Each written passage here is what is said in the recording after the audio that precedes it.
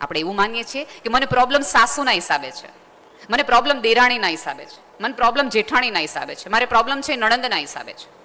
અને અત્યારે તકલીફ એવી છે કે આજથી 10 વર્ષ પહેલા દીકરો દીકરી સમાન એવી આપણે ઝુંબેશ ચલાવી અને બહુ જ સરસ રીતે લોકોએ સ્વીકારી પણ લીધું કે હા, દીકરો અને દીકરી સમાન છે, એક સમાન છે, સાથે ઉછેર કરે છે, બંનેને સરખું ભણાવે છે, આગળ વધારે છે.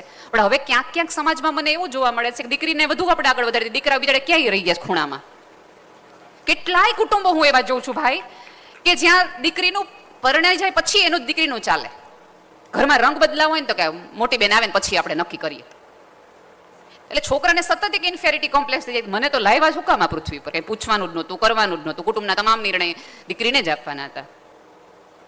દીકરીઓને મારી નમ્ર વિનંતી છે, નણંદોને પણ મારી નમ્ર વિનંતી છે કે જો તમને તમારી નણંદ ન ગમતી હોય ને તો તમે કોકને નહીં જ ગમતા હોય. આવીને પહેલું વહેલું તમે જો અત્યારે કેવું થાય ખબર છે કે દીકરીઓ ઘરે આવે ને એટલે પહેલું વહેલું કેમ આ સોફા અહીંયા લઈ લીધા. ઓલી જે નવી પરણેલી વહુ આવી હોય એને પોતાના સપના હોય, એને પોતાનું ઘર બનાવવું હોય, એને પોતાનું આમ કરવું જોઈએ. એટલે પહેલું વહેલું તમે આવીને એમ કહો આખું કામ બદલાયું એટલે તરત ઓલી મમ્મીને એવું થઈ જાય સાચી વાત છે, આનું હલવા ન જ દેવાય, તરત સોફા બદલાવી નાખે. એટલે ઓલી ભાભીને એવું થાય કે મારા ઘરમાં આ કેમ માર કરવાનું, સોફા એ કેમ માર રાખવાનું, કેમ અત્યારે આ. જે દીકરીઓ પ્રોપર્ટીમાં ભાગ લે છે ને એમને મારે નમ્ર વિનંતી કરું છે કે જો તમને પિતાની પ્રોપર્ટીમાં સરખો ભાગ લેવાની ઈચ્છા હોય તો માતા પિતાને સાચવવાની જવાબદારીમાં સરખો જ ભાગ લ્યો. તમારી મમ્મી બીમાર પડે, હોસ્પિટલમાં રહેવાનું જાય તો તમારી ભાભીએ તે ડાયપર બદલવા જવાના, તમારી ભાભીએ ટિફિન કરવાનું અને તમારા ફોનમાં સલાહ આપ્યા રાખવાની મમ્મી તારું ધ્યાન રાખજો, મમ્મી તારું ધ્યાન રાખજે, એમ નહીં. જ્યારે પ્રોપર્ટી લ્યો ત્યારે તમારા પતિને બહુ પ્રેમથી કહો કે જો પ્રોપર્ટી લીધી છે ને તો 10 દિવસ માંદા પડશે તો ત્યાં જવું પડશે. પછી સાંજે ફોન નહીં કરે કે મારી મમ્મીની તબિયત નથી સારી તું આવતી રહે. અને અહીંયા બેઠેલી તમામ સાસુઓને મારી વિનંતી છે કે તમારા ગમતા ઘરેણાના ઘાટ તમે તમારી દીકરીને આપો અને જે તમારા જીવનનો ઘાટ રચવાનું છે એ દીકરાની વહુને પડ્યું હોય એમાંથી આપો. એવું ન કરો. તમારે રહેવાનું તમારી દીકરાની વહુ સાથે છે, તમારી દીકરી સાથે નહીં. આજે નહીં તો કાલે બધું જ એને આવવાનું છે. આ શમશાનનો ચોકીદાર છે ને એ તો બહુ જ અઘરો છે. ગમે એવી મોટી ઓળખાણો છે, ગમે એવા પુણ્ય કર્યા હશે ને તો પાણીની બોટલ અંદર નહીં લઈ જવા દે, તો તમારા ઘરેણા લોકો તો નહીં જ લઈ જવા દે, તમારી સાડીઓ તો નહીં જ લઈ જવા દે. એના કરતા બહુ વટથી પહેલી એનિવર્સરી આપણે જ વહુને સરસ મજાનું ઘરેણું આપી દેવાનું. વહુને એમ થાય મારા સાસુ છે કાંઈ, એ પછી લઈ લઈએ આપણા ગયા પછી. એના કરતા અત્યારથી આપો ને. આટલા બધા તમે ઘાટ ઘરેણા ભેગા કર્યા છે, દર એનિવર્સરી એક બર્થડેમાં આપો તો વહુને એમ થાય.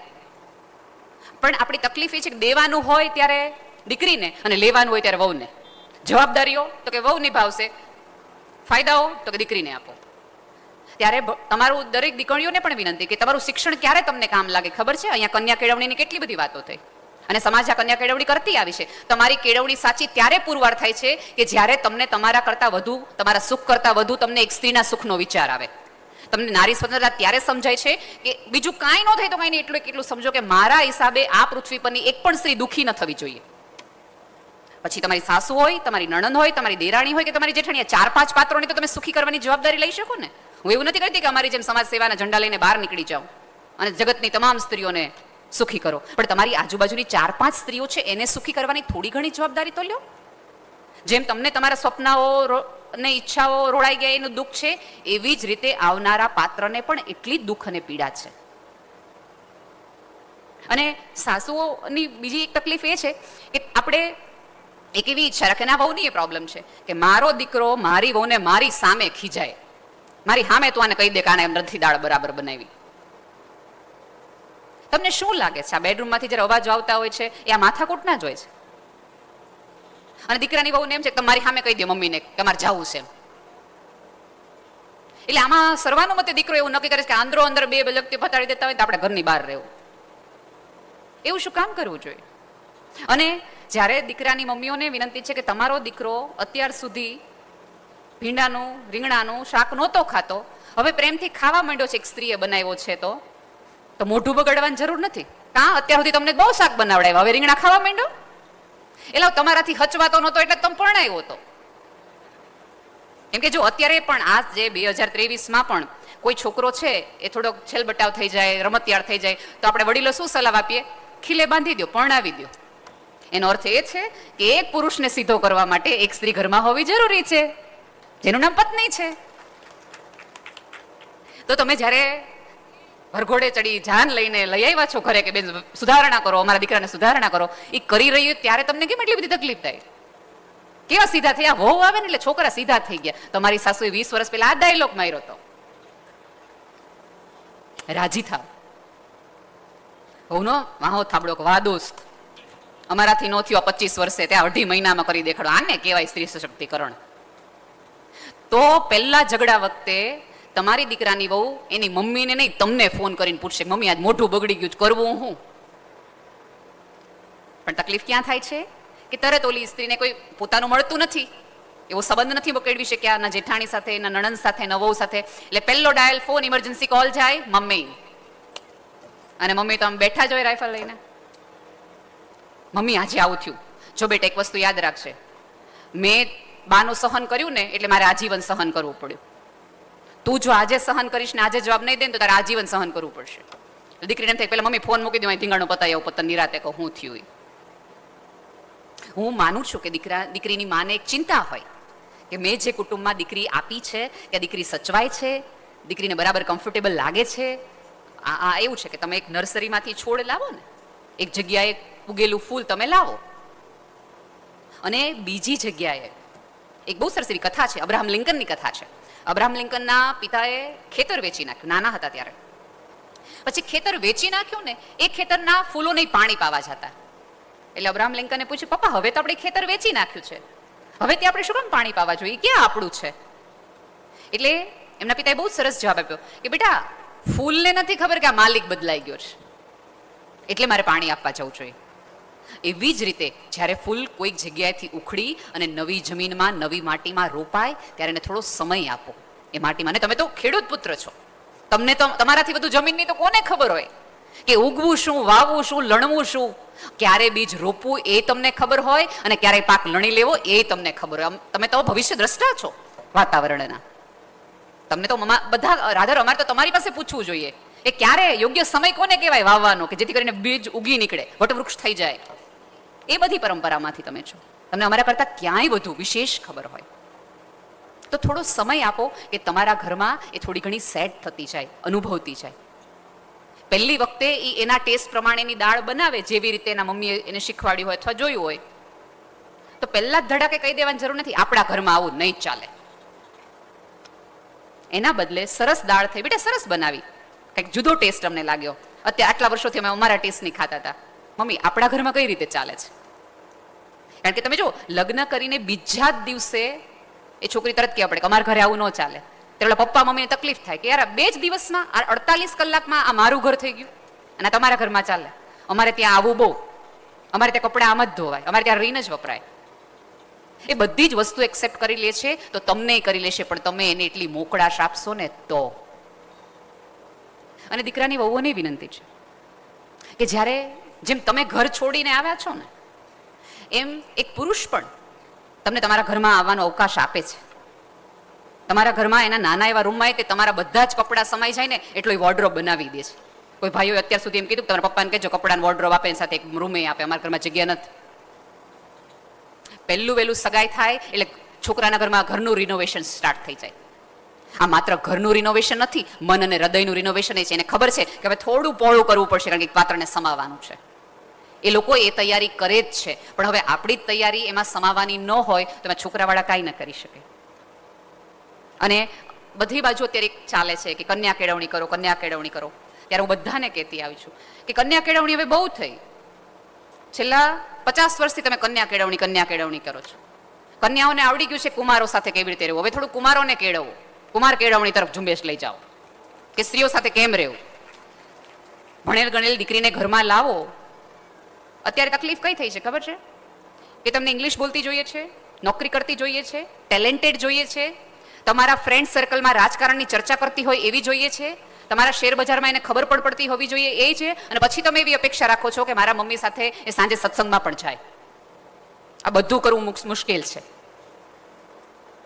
એટલે થોડા પ્રેક્ટિકલ થઈ અને જમીન ઉપર રહીને વાત કરો. તમને એવું લાગતું હોય કે તમને આ બધા વિચારશીલ વાળી જોશે, એના અભિપ્રાયો હશે અને સ્ત્રીના અભિપ્રાયો તમારે સ્વીકારવાય પડશે. અત્યાર સુધી એક જુદી જ વિચારધારાઓમાં, અને પુરુષોને ખબર નહીં એવું કયા શાસ્ત્રોએ શીખવાડી દીધું કે સ્ત્રીઓને કંઈ કહેવાનું નહીં. તમે અત્યારે ધારો કે આ આખી આ સમિતિનો ફંક્શન ને એવું બધું છે, કોઈક બેને પૂછ્યું તમને શું કર્યું, તારે શું કામ છે? પહેલો જવાબ આવે તારે શું કામ છે, બીજો જવાબ એ આવે તને કઈ ખબર પડે છે. અમને એટલી નહીં ખબર પડતી હોય કે આખું આટલું સમિયાણું કેમ ઊભું કરવું ને કઈ રીતે કરવું, પણ અમને એટલી ખબર પડે કચરો કઈ જગ્યાએ નખાતો છે ને વળાય કેટલો, એટલી તમને ખબર પડે. અમને એ નહીં ખબર પડતી હોય કે તમને ઓફિસમાં કેટલી તકલીફ પડી છે, તમારા ઉપર કેટલા ટેન્શન છે, એ કદાચ અમને નહીં ખબર પડતી હોય, પણ અમને એટલી ખબર પડે કે તમે ટેન્શનમાં હોય તો કેટલા પ્રકારની ચા તમને પાવી જોઈએ જેથી તમને ટેન્શન રિલીવ થઈ જાય. તમે જુઓ આ આખું છે ને વૈજ્ઞાનિક શાસ્ત્ર છે, સ્પર્શનું એક સરસ મજાનું શાસ્ત્ર છે. કેમ બાળક રડે ત્યારે માના ખોળામાં છુપાઈ જાય, અને માના એક સ્પર્શથી આખે આખું તમારામાં એનર્જી આવી જાય. ઈશ્વરે કુદરતે સ્ત્રીમાં એક એના સ્પર્શમાં એની આંગળીમાં એવી હૂંફ રાખી છે, એક આમ એક સાદો પૂરી સમગ્રતાથી હાથ પકડે ને તમને ખબર પડી જાય કે આ તમે મજામાં નથી. તમે એવું માનતા હો કે અમને ખબર નથી પડતી તો તમે બહુ વહેમમાં છો. તમે દરવાજો ધડ દઈને બંધ કરો ને એના ઉપરથી અમે કહી દઈએ કે આ તમે મજામાં નથી અને તમે કેટલા મજામાં છો. છોકરાઓને હગે વગે કરી દે કે આજે કોઈ માથાકૂટ કરવામાં આવશે નહીં, પાર્ટી મૂસમાં નથી. અમને તમારા દરવાજાના અવાજ ઉપરથી ભલા માણસ ખબર પડી જતી હોય, તમે બૂટ કઈ રીતે ઘા કરો છો એના ઉપરથી ખબર પડી જતી હોય, તમારી બેગ તમે કઈ રીતે નાખો છો એ ઉપરથી ખબર પડી જતી હોય, પાણીનો ગ્લાસ તમે ધડ દઈને મૂકો ને તે એટલી અમને ખબર પડી જતી હોય. તમને એટલી ન ખબર પડે કે તમારા મનમાં શું હાલે છે એમ તમે કહો છો? નહીં, ખબર અમને બધી જ પડતી હોય છે, પણ અમે રાહ જોઈએ કે તમે કયો. પણ પુરુષનું ખબર નહીં, આપણા ઉછેરમાં જ કાંઈક એવો વાંધો છે કે પુરુષે રડવાનું નહીં, પુરુષે થાકવાનું નહીં, પુરુષે કોઈને કાંઈ કહેવાનું નહીં, પુરુષે હારવાનું નહીં, પુરુષે આળસ નહીં કરવાની, એણે સવાર ઉઠીને વયું જ જવાનું, કામ કરવાનું જ તે. પુરુષે પોતાના સપના તરફ જોવાનું જ નહીં, પુરુષને કોઈ ઈચ્છા હોવી જ ન જોઈએ. ભલે એવું બધા જ સ્ત્રીઓ કહેતી હોય કે લગ્ન પછી સ્ત્રીઓની ઈચ્છાઓ મરી પરવારે છે, પણ સોરી ટુ સે લગ્ન પછી પુરુષોની ઈચ્છા સૌથી વધુ દબાઈ જાય છે, પુરુષોના સપનાઓ સૌથી વધુ રોંધાઈ જાય છે. એ તે લગ્ન પહેલા બાઇક લઈને આટા જ માર્યા તેણે હાંજ પડે, પછી એને ખબર પડી કે ઘરમાં એક પાત્ર આવે, એને સંતાન થાય, એટલે ધીમે ધીમે ધીમે જે પુરુષનું વોર્ડરોબ આટલા બધા કપડાનું હતું એ આટલાનું કરી નાખે. અત્યારે આખું ફંક્શન તૈયાર થયું હશે ને એટલે બધાએ નક્કી કર્યું હશે કે શું પહેરવું શું પહેરવું શું પહેરવું. આ લગભગ બધા પુરુષોના જૂના કપડા હશે. અમાર શું છે જેવું હાલે. અને બહેનોએ સાડીથી લઈ ઓર્નામેન્ટ્સથી લઈ ચપ્પલથી લઈને પર્સ સુધી બધું જ બદલાયું હશે, અને બધું બદલાયું પછી એમ કહેશે ગોલી નાખવામાં કાંઈ લઈ લેવાનું નહોતું, જરાય નહોતું સારું કહેવાનું. તો આજ હું એકવાર કહું છું કે પુરુષો છે ને ભવિષ્ય જોવે છે અને સ્ત્રી અરીસો જોવે છે, એટલા માટે પુરુષો આગળ છે. શું પહેરવું એ નહીં, શું કરવું તરફ એમની દ્રષ્ટિ છે. અને પછી આપણે પુરુષોનો વાંક કાઢીએ કે આપણને આડા આવે છે ને આપણને આગળ આવવા દેતા નથી, તો સાવ એવું નથી. ક્યાંક આપણી મર્યાદા આપણને આગળ આવવા નથી, આપણો સ્વભાવ આપણને આગળ આવવા દેતો નથી, આપણી જીભ આપણને આગળ આવવા નથી દેતી. મને કોઈક સ્ત્રીને હું તોછડા સ્વભાવમાં જોઉં તો મને બહુ દુઃખ થાય. આ પૃથ્વી પરની કોમળતા છે ને એનો આધાર જ સ્ત્રી છે. એની સ્માઇલ છે, એની આંખ છે, એની ભાષા છે, એનું લઢણ છે, એનું વલણ છે, જેના કારણે ગમે એવો ગુસ્સાવાળો ગમે એવો વસ્તુ હોય, એક ચૂપ રહેતી સ્ત્રીને જોઈને પુરુષને એમ થઈ જાય કે નથી કેવું મારે કાંઈ. બંને પક્ષે બોલબોલા થાય જ ને એટલા માટે છૂટાછેડા થાય છે. એક વ્યક્તિ ચૂપ રહે અને એક વ્યક્તિ બોલે, એક વ્યક્તિ સાંભળે અને એક વ્યક્તિ રિએક્ટ ન કરે તો સંબંધો વર્ષો સુધી ચાલી જાય છે. વૈજ્ઞાનિકલી એવું કહેવાય છે કે તમને ચામડી ઉપર ઘા પડે ને તો એને રૂજતા વાર લાગે. બાહ્ય કોઈ પણ પ્રકારના ઘાવ તમને વાગે તો એ રૂજતા વાર લાગે. મને ધારો કંઈથી લીટો પડે તો આને રૂજાતા વાર લાગે, પણ આજ સવારે મને અંકિતાબેને ચા પાઈ હોય એનાથી મારી જીભ દાજી ગઈ હોય અથવા બટકું ભરાઈ ગયું હોય, કાંઈ પણ થયું હોય ને તો એ ઘાવ તરત રૂજાઈ જશે, એ યાદ નહીં રહે. શું કામ? કારણ કે એવા લાળ છે. લાળથી ગમે એવા ઘાવ છે ને એ રૂજાઈ જાય. મિત્રો, જીભ ઉપર પડેલા ઘાવ છે ને એ તરત રૂજાઈ જાય, પણ જીભથી ભળેલા ઘાવ છે ને એ ક્યારેય રૂજાય નહીં. એને રૂજાતા બહુ વાર. આખી મહાભારત એ જીભના કારણે થઈ છે, આખી રામાયણ એક મંત્રની જીભના કારણે થઈ છે. થઈ જાય બોલવાની ઈચ્છા થઈ જાય, કહી દેવાની ઈચ્છા થાય, પણ ઈશ્વરે તમને કોમળતા નામનું બહુ મોટું એક ખજાનો આપ્યો જે પુરુષને નથી આપ્યો. એ ખજાનાનો ભરપૂર લાભ લ્યો. એ તમારી પોતાની કરન્સી છે, એ તમારી પોતાની માર્કેટિંગ સ્ટ્રેટેજી છે કે જે એને આમ ન્યોછાવર થઈ જાવ. કોઈ પણ વ્યક્તિ ધડ બોલવા માંડે ને તો પહેલું સ્માઇલથી જવાબ આપો, અચ્છા એવું થયું છે, સોરી. પછી એ સોરીમાં બોલી નાખે. પછી અહીંયા બેઠેલી તમામ સ્ત્રીઓ જ્યારે જ્યારે પુરુષે ગુસ્સો કર્યો હશે ને, પછી થોડી વાર પછી, એક દિવસ પછી, 2 દિવસ પછી તમને એમ કહેશે, ઓલા આપણે સેલ આવ્યો તાર જાવું જ સાડી લેવા. એ સાડી લેવા તમને શું કામ લઈ જાય ખબર? કારણ કે એને ખબર છે કે તે દિવસે ભૂલ મારી હતી, એ વાંક મારો હતો. તમે એવું માનતા હોય કે ઉપરવાળાએ પુરુષને હૃદય નથી આપ્યું, તે ભૂલી જાજો, એને આપ્યું જ છે. તમને પહેલી વાર નહોતું આઈ લવ યુ એને કીધું તું, એનું સ્વરૂપ જુદું હશે કદાચ. એની પાસે પણ હૃદય છે અને એ પણ ધબકે છે. એટલે એનો એનો એનો થોડોક એવો મલાજો પાડો. એને 2-3 વસ્તુની જ અપેક્ષા છે. અને અત્યારે તમે જુઓ ને તો તમારા ઓલાની અંદર સમાધાન એવો શબ્દ તમે વાપર્યો છે, પણ સમાધાન પહેલા સમજણ છે. સમજણમાંથી આવેલું સમાધાન જ તમને ક્યારેય ગિલ્ટ તરફ નહીં લઈ જાય. કારણ કે અત્યારે ટ્રેન્ડ છે કે એડજસ્ટ નહીં કરવાનું. એડજસ્ટ કરો ને તો આપણે સહન કર્યું કહેવાય. સાહેબ, એકબીજાની સાથે રહ્યો ને તો થોડું એડજસ્ટમેન્ટ કરવું જ પડે. અત્યારે તમે એક સોફામાં 3 જણા બેઠા તો નથી થોડું ઘણું એડજસ્ટમેન્ટ કર્યું છે ને? નાની એવી જર્ની આ 3 કલાક 4 કલાકના કાર્યક્રમમાં તમે એડજસ્ટ કરતા હોય તો સાહેબ 40 વર્ષની યાત્રા, 50 વર્ષની યાત્રામાં તમે થોડું ઘણું એડજસ્ટ કરી શકો. અને અંતે તમે એકબીજાને એડજસ્ટ થઈને એક સંપૂર્ણ વર્લ્ડ બનાવવાના છો. ક્યાંક સ્ત્રી અધૂરી છે અને ક્યાંક પુરુષ અધૂરો છે. એ બેના મિલનથી તો એક સંપૂર્ણ ક્રિએટિવિટી આખી દુનિયા ચાલે છે. તો એવી ક્યાં વાત આવી ગઈ છે? એવું કયું વસ્તુ એવું થઈ જાય છે કે સતત મગજમાં એવું થઈ જાય છે કે આ ભાઈઓ બહુ આપણને વચ્ચે આવે છે, ભાઈઓ બહુ વચ્ચે આવે છે. અને ભાઈઓને એવું છે બહેનોને કંઈ ખબર નથી પડતી. ભાઈઓને કહેવાનું કે તમારું સર્જન છે ને એ અમારા શરીરમાંથી થયું છે. એટલે તમને તમારા ધબકારાની ખબર પડી ને, પહેલા એક સ્ત્રીને તમારા ધબકારાની ખબર પડી હતી. એટલે અમને બધી જ ખબર પડે છે કે તમારી ચહલ પહલ ક્યાં છે, તમારી મુવમેન્ટ કઈ દિશા તરફની છે, તમે અત્યારે શું વિચારી રહ્યા છો. થોડુંક કહેવાનું રાખો. અત્યારે તમે જોશો કે સૌથી વધુ યુવાનોમાં બ્રેઇન સ્ટ્રોક આવે છે. કેટલા બધા પુરુષોને પહેલા એક સ્પેલ હાર્ટ એટેકનો હતો, હવે બ્રેઇન સ્ટ્રોકનો છે. શું કામ છે? એવું કઈ ચિંતા છે કે જે તમે અમેને કહી નથી શકતા? અને એક સાવ સાચી વાત કહું કે તમારા મમ્મી પછી આ પૃથ્વી પરની કોઈ એક સ્ત્રી હોય ને કે જેને તમારા સુખી થવાની સૌથી વધુ ચિંતા હોય, સૌથી વધુ ચિંતા મમ્મી કરતા પણ ક્યારેક વધુ, એ તમારી પત્ની છે.